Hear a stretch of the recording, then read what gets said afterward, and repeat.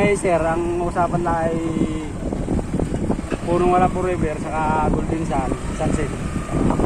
Gawa lang sir doon sa dulo ay lahat ng halos may entrance. Ang entrance doon ay may 100, 250, di 200 din.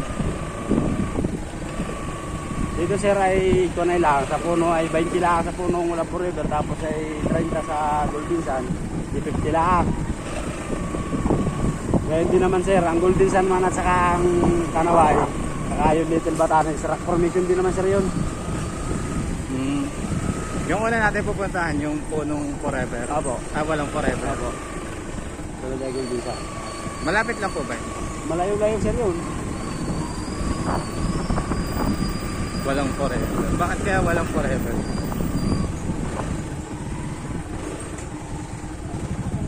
Bakit? Malambot pa pala ako. Ha? Malambot ang... doon yung station. Oo. Sige. Matabi lang, madaan ka baga.